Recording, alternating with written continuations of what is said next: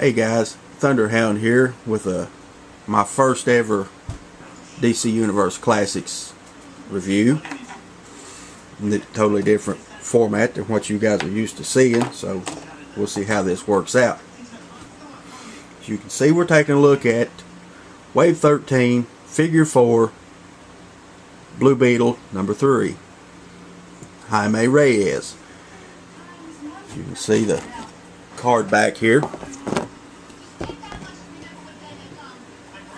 See other figures in the wave include Negative Man, Superboy, Cyclotron, Blue Beetle, Cheetah, Blue Devil, Donna Troy, and you also get the Collect and Connect figure of Trigon.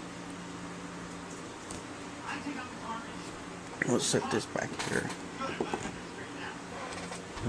The Blue Beetle's first appearance was in Infinite Crisis number 5, 2006, so he's not a very old character compared to the others.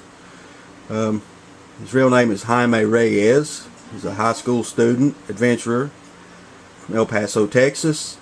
The alien armor provides flight, enhanced strength, and can generate multiple forms of weaponry, which means the suit itself, the suit is powered by the Scarab, which is almost a symbiotic type creature which attached itself to Jaime back a few years ago.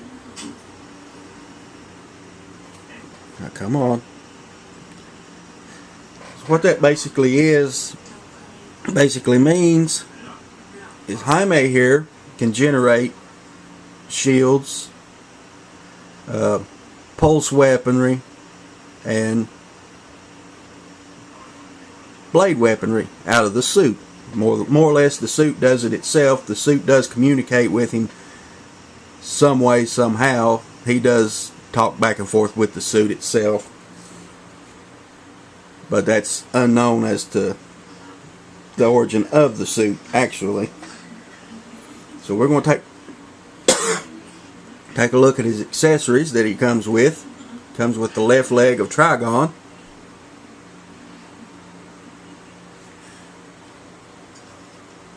As you can see, quite the size there.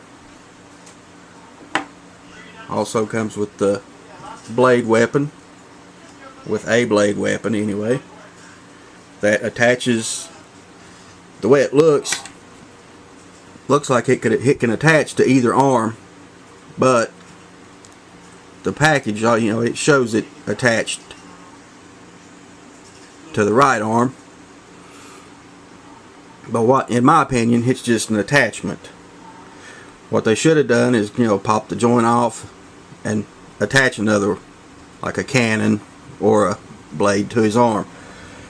But I'm not the creators of these figures, so I don't know why they didn't do that. And also comes with a set of wings. I don't know if you can see very well, but as you can see, the wings are a little translucent. They're a little, you can see through them just a tad bit. There's no articulation to them. They are a molded plastic. They are a bit soft, right around the clear part is a little more softer than the rest. It's got these 3 pegs on here that attaches to the actual Scarab itself. As you can see, you just take the wings,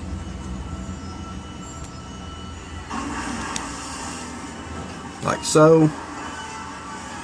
There you have Blue Beetle 3 flight mode. We'll take the wings back off. We'll go over the articulation real quick. The detail, not much. Paint job was real good. Paint job's real good real excellent on this figure. I don't see much bleed over anywhere. I don't see much paint blobs anywhere or anything. So we'll go over his articulation. His head will rotate 360 degrees. We'll move up and down. His shoulders does go in and out, somewhat hindered at the very top of the pad and the leg of the scarab, upper bicep, double jointed elbows, 360 degrees at the wrist, upper ab crunch, waist articulation somewhat stiff. It's got the standard T-crotch. It comes out, back in. Does go back somewhat, but is hindered somewhat back here. Will go out. Upper thigh, double jointed knees, and ankle movement. And also something that you guys may need to watch out for. I don't know if it's on all these Blue Beetles or if it was just mine, but it seems like the left hip joint is somewhat warped, hindered, or something. It will move, but it's extremely stiff. I've had the figure for a few weeks now, but in order to just to get it to stand up properly, it took me quite some time to heat that joint up, quite a bit of heat just to get that joint to even move just enough to where I could level him out to get him to stand up, because the leg was out this way. I don't know if it was just the way it was packaged, but the leg was kicked out somewhat and sort of twisted and warped. That leads me to believe that the joint in there is somewhat warped, and I'm not going to mess with it.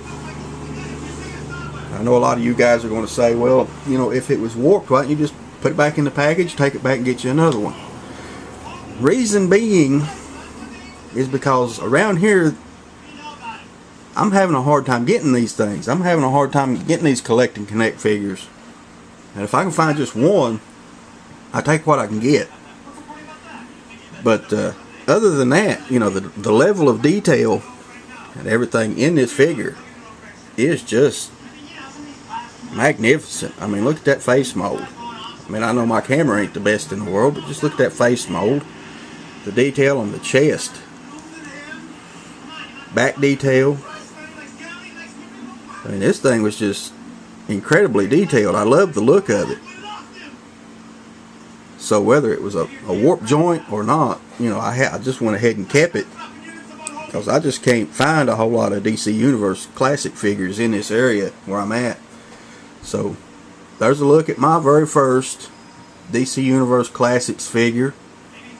My first review of a DC Universe Classics figure. First video in the new format. Tell me what you guys think of it.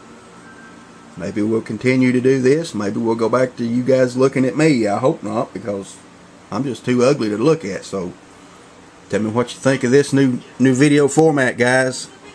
Tell me whether you like it or hate it. It's up to you. So as far as I'm concerned, I'll give this figure, even though it's got a warped hip joint, I'll give this figure a 8 out of 10 for myself. Overall, pick you one up. And until next time, guys, I'm out of here.